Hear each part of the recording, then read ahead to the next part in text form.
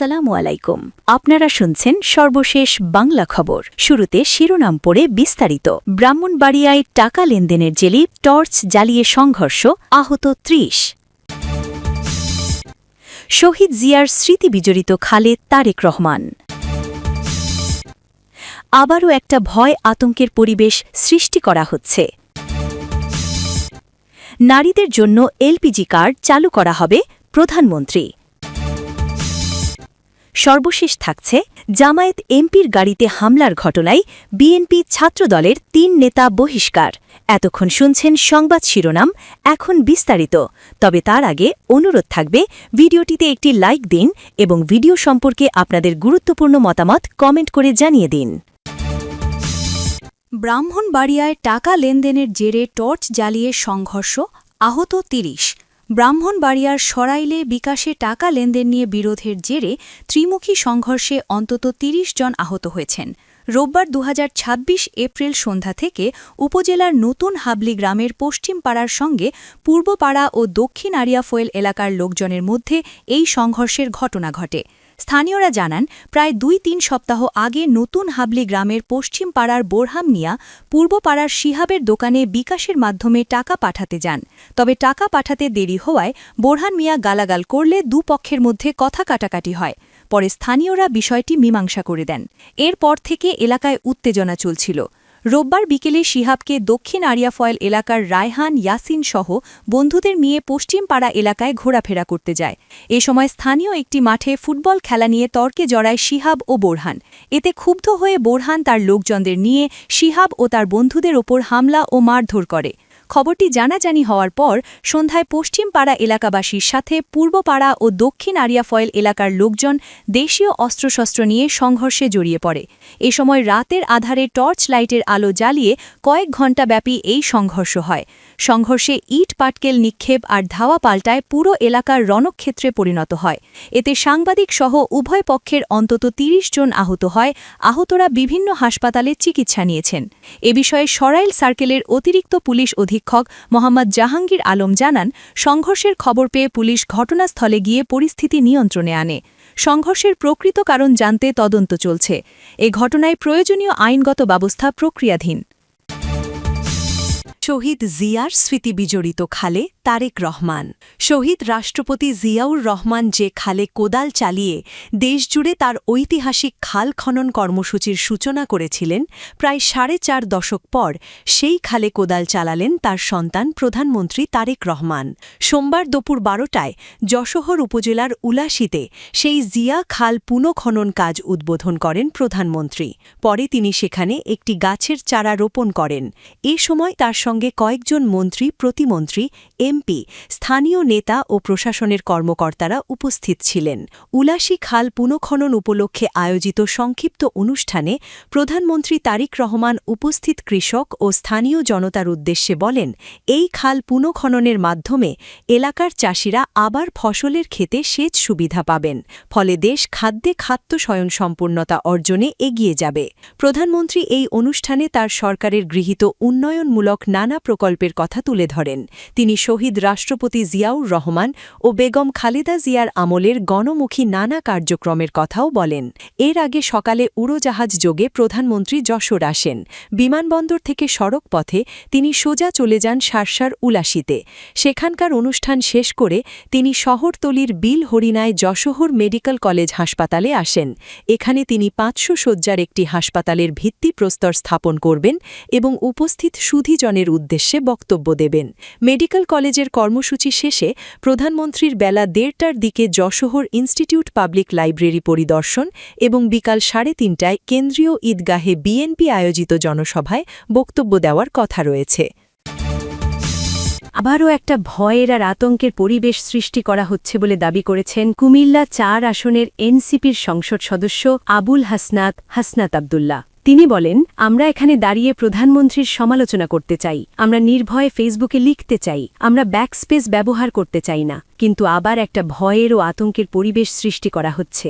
আজ রোববার ২৬শে এপ্রিল জাতীয় সংসদের রাষ্ট্রপতির ভাষণের সম্পর্কিত অনুবাদ প্রস্তাবের উপর আলোচনায় অংশ নিয়ে এসব কথা বলেন হাসনাত আব্দুল্লাহ। বিকেলে স্পিকার হাফিজউদ্দিন আহমেদের সভাপতিত্বে সংসদের অধিবেশন শুরু হয়। হাসনাত আব্দুল্লাহ বলেন, আজকে আমরা সংসদে সবার কাছে অনেকের সংগ্রামের কথা শুনি। তারা অনেক লড়াইয়ের মধ্য দিয়ে আজকে সংসদে এসেছেন। আসলে আমাদের প্রজন্মের জন্য আপনারা যে কাজগুলো করছেন, যে দায়িত্বটা নিয়েছেন, এই দায়িত্বের ফলভোগী বা সুবিধাভোগী কিন্তু আমরা, আমাদের এই প্রজন্ম। হাসনাত বলেন, আমরা খুব আশাহত হই যখন এই সংসদ এত রক্ত, এত লড়াই, এত ত্যাগের পরে গঠিত হয়েছে, কিন্তু এই সংসদ আবার আগের সেই ভিসিএস সাইকেলে, দোষারোপের সাইকেলে ফিরে যাচ্ছে। বিরোধী মত দমনের নামে মামলার যেই সাইকেল, আমরা সেখানে আবার চলে গিয়েছি। ক্যাম্পাসগুলো আবার অস্থিরতার দিকে যাচ্ছে। বিরোধী দল ও মত দমনের অভিযোগ করে এনসিপির এই সংসদ সদস্য বলেন, বিরোধী দল ও মত দমনের জন্য মামলা করা হচ্ছে। এমনকি ফেসবুকে লেখার কারণে বাসা থেকে তুলে নিয়ে আসা হচ্ছে। সমালোচনা করলে তুলে আনা হচ্ছে। যেখানে প্রধানমন্ত্রী নিজে কার্টুন শেয়ার করে বিভিন্ন স্যাটায়ার বা মক্কেরিকে প্রমোট করছেন, সেখানে এই সংসদ গঠিত হওয়ার পর থেকে এ পর্যন্ত ৯টি এমন ঘটনা ঘটেছে। হাসনাত বলেন, আমরা দেখলাম সিলেক্টিভ এক ধরনের বিরোধিতার পরিবেশ সৃষ্টি করা হচ্ছে। আমাদের সমাজের যারা পলিটিক্যালি এলিট শ্রেণীর নারী, তাদেরকে নিয়ে সমালোচনা করা হলে সেটাকে নারী বিরোধিতা হিসেবে দেখা হয়। কিন্তু গার্মেন্ট কর্মী বা গ্রামগঞ্জের মায়েরা যারা অর্থনীতির চাকা সচল রাখতে রাত দিন পরিশ্রম করছে, তাদেরকে যখন গালি দেওয়া হয়, সেটাকে আমরা আমলে নেই না। এই ধরনের সিলেক্টিভ জায়গাগুলো থেকে আমাদের বেরিয়ে আসতে হবে। বিরোধী দলীয় এই সংসদ সদস্য বলেন, ক্যাম্পাসগুলোতে আবার অস্থিরতা তৈরি করা হচ্ছে। আমি ২০২২ সালে যখন ইউনিভার্সিটি থেকে এসেছিলাম, তখন সেখানে গেস্ট রুম আর গণরুম কালচার ছিল। ক্ষমতাসীন দল শিক্ষার্থীদের পুঁজি করে তাদের ক্ষমতা কাঠামো দীর্ঘমেয়াদী করার জন্য বাধ্যতামূলক রাজনীতি করাত। আজকে সেখানে আবার সেই কালচার চালু করার প্রয়াস শুরু হয়েছে। আমরা দেখেছি ক্ষমতাসীনরা তাদের সন্তানদের বিদেশে রেখে নিরাপদ ভবিষ্যৎ নিশ্চিত করে, আর মধ্যবিত্ত বা রেমিটেন্স যোদ্ধাদের সন্তানদের ব্যবহার করে তাদের ক্যারিয়ার নষ্ট করে নিজেদের গদি শক্ত করে। আমরা এই সংস্কৃতির পরিবর্তন চাই। হাসনাত আরও বলেন, বিশ্ববিদ্যালয়গুলো কেবল নেতা তৈরির হাতিয়ারই হবে না, এগুলো হবে গবেষণা আর পাঠ চর্চার কেন্দ্র, যেখান থেকে আমরা জাতিকে বুদ্ধিজীবী ও গবেষক উপহার দিতে পারব। কিন্তু দুঃখজনকভাবে বিশ্ববিদ্যালয়গুলো কেবল নেতা উৎপাদনের সার্কেলে পরিণত হয়েছে। এই ৩৬ জুলাই তরুণ প্রজন্মকে কি দিয়েছে? ১৭ বছর ধরে যারা নির্যাতিত হয়েছে, তাদের আমরা কিছুই দিতে পারিনি। আমরা একটা কাঠামোগত পরিবর্তনের জন্য লড়াই করেছিলাম। হাসনাত আব্দুল্লাহ বলেন, সরকারি ও বিরোধী দল একটি আপেক্ষিক বিষয়। আপনারা একসময় এ পাশে ছিলেন, এখন ও পাশে গিয়েছেন। আমি সবাইকে আহ্বান জানাব প্রজন্মের ভাষাকে অনুধাবন করার জন্য। আমাদের প্রধানমন্ত্রীর সন্তান যে প্রজন্মের, আমরাও সেই একই প্রজন্মের। কেবল বিএনপি, জামায়াত বা এনসিপি নয়, বরং মানুষের স্বপ্ন বাস্তবায়নের জন্য আমাদের কাজ করতে হবে। এই সংসদে এসি রুমে বসে, এসি গাড়িতে চলে বা ঢাকার ২৪ ঘণ্টা নিরবিচ্ছিন্ন বিদ্যুতের মধ্যে থেকে জনগণের সমস্যা বোঝা যায় না। লোডশেডিং বা বড় সমস্যাগুলো এখানে পাওয়া যাবে না। বিভাজনের রাজনীতি না করার আহ্বান জানিয়ে হাসনাত বলেন, আমরা যদি আবার বিভাজনের রাজনীতিতে ফিরে যাই, তবে কোনো রাজনৈতিক দল নয়, বরং জুলাইতে আমরা যাদের পরাজিত করেছি, তারাই লাভবান হবে। নারীদের জন্য এলপিজি কার্ড চালু করা হবে প্রধানমন্ত্রী তারেক রহমান। দেশের নারীদের ফ্যামিলি কার্ডের পাশাপাশি রান্নার সুবিধার জন্য এলপিজি কার্ড দেওয়া হবে বলে জানিয়েছেন প্রধানমন্ত্রী তারেক রহমান। সোমবার ২৭ এপ্রিল সকালে যশোরে জিয়াউর রহমানের উন্মোচিত নামফলকের পাশেই উলশি খাল পুনঃখনন প্রকল্পের উদ্বোধন শেষে সুধী সমাবেশের বক্তব্যে তিনি এসব কথা বলেন। সমাবেশে প্রধানমন্ত্রী নারী শিক্ষা ও কল্যাণে বিভিন্ন উদ্যোগের কথাও তুলে ধরেন। তিনি বলেন, সরকার মেয়েদের জন্য ডিগ্রি পর্যন্ত বিনামূল্যে শিক্ষা ব্যবস্থা চালু করবে এবং মেধাবী শিক্ষার্থীদের জন্য উপবৃত্তির ব্যবস্থা করা হবে। এছাড়া দেশের মায়েদের জন্য ফ্যামিলি কার্ডের পাশাপাশি এলপিজি কার্ড চালুর পরিকল্পনার কথাও জানান। তিনি জানান, সরকারের প্রত্যেকটি কর্মসূচি হবে মানুষের জন্য। এর আগে কৃষি কার্ড চালু করা হয়েছে এবং ১০,০০০ টাকা পর্যন্ত কৃষি ঋণ মওকুফ করা হয়েছে। আগামী ২ থেকে ৪ মাসের মধ্যে বন্ধ হয়ে যাওয়া বিভিন্ন কলকারখানা পুনরায় চালু করার উদ্যোগ নেওয়া হচ্ছে বলেও জানান তিনি।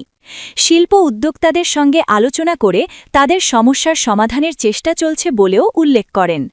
তিনি আরও বলেন, খাল ভরাট ও দখলের কারণে পানির প্রবাহ বন্ধ হয়ে গেছে, ফলে কৃষকরা কোনো উপকার পাচ্ছেন না। এই খাল পুনঃখননের মাধ্যমে এলাকার মানুষের ভাগ্যের পরিবর্তন ঘটবে এবং প্রায় ২০,০০০ কৃষক সরাসরি উপকৃত হবেন। এছাড়া খাল পুনঃখনন শেষে এর দুই পাশে প্রায় ৩,০০০ গাছ রোপণ করা হবে। তিনি আরও বলেন 2024 সালের 5ই অগস্ট স্বৈরাচার বিদায়ের পর সব রাজনৈতিক দল জুলাই সনদে স্বাক্ষর করেছে। সরকার সেই সনদের প্রতিটি প্রতিশ্রুতি পর্যায়ক্রমে বাস্তবায়ন করবে। তবে কিছু গোষ্ঠী নিজেদের স্বার্থে এই সনদের অপব্যাখ্যা করে বিশৃঙ্খলা তৈরির চেষ্টা করছে বলেও মন্তব্য করেন তিনি। সারসার কর্মসূচি শেষে প্রধানমন্ত্রী যশোর সার্কিট হাউসে অবস্থান করবেন। বিকেলে তিনি যশোর মেডিকেল কলেজ হাসপাতালের ভিত্তিপ্রস্তর স্থাপন করবেন এবং পরে যশোর কেন্দ্রীয় ঈদগাহ ময়দানে আয়োজিত জনসভায় বক্তব্য রাখবেন। সন্ধ্যায় বিমানযোগে ঢাকায় ফেরার কথা রয়েছে তার। জামায়াত এমপির গাড়িতে হামলার ঘটনায় বিএনপি ছাত্রদলের 3 নেতা বহিষ্কার। নেত্রকোনা 5 আসনে জামায়াতের সংসদ সদস্য মাসুম মোস্তফার গাড়িতে হামলার ঘটনায় শৃঙ্খলা ভঙ্গের অভিযোগে বিএনপি ও এর সহযোগী সংগঠন ছাত্রদলের 3 নেতাকে বহিষ্কার করা হয়েছে। রোববার ২৬ এপ্রিল পৃথক প্রেস বিজ্ঞপ্তিতে এ তথ্য জানানো হয়। বিএনপির কেন্দ্রীয় কার্যালয় থেকে এক বিজ্ঞপ্তিতে বলা হয়, সন্ত্রাস, নাশকতা ও শৃঙ্খলা বিরোধী কর্মকাণ্ডে জড়িত থাকার অভিযোগে নেত্রকোনার পূর্বধলা উপজেলা বিএনপির যুগ্ম আহ্বায়ক ইশতিয়াক আহমেদ বাবুকে দলের প্রাথমিক সদস্যপদসহ সব পদ থেকে বহিষ্কার করা হয়েছে। বিজ্ঞপ্তিতে বিএনপির সিনিয়র যুগ্ম মহাসচিব অ্যাডভোকেট রুহুল কবির রিজভির স্বাক্ষরযুক্ত রয়েছে। অন্যদিকে ছাত্রদলের কেন্দ্রীয় সংসদের এক বিজ্ঞপ্তিতে জানানো হয়, সাংগঠনিক শৃঙ্খলা ভঙ্গের অভিযোগে নেত্রকোনা জেলা শাখার অধীনস্থ পূর্বধলা উপজেলা ছাত্রদলের সদস্য সচিব সাজু আহমেদকে তার পদ থেকে এবং সাবেক যুগ্ম আহ্বায়ক সোলাইমান কবিরকে প্রাথমিক সদস্য পদ থেকে বহিষ্কার করা হয়েছে। ছাত্রদলের সভাপতি রাকিবুল ইসলাম রাকিব ও সাধারণ সম্পাদক নাসির উদ্দিন নাসির এই সিদ্ধান্ত অনুমোদন করেন। একই সঙ্গে সংগঠনের সব পর্যায়ের নেতাকর্মীদের বহিষ্কৃতদের সঙ্গে কোনো ধরনের সাংগঠনিক সম্পর্ক না রাখার নির্দেশ দেওয়া হয়েছে।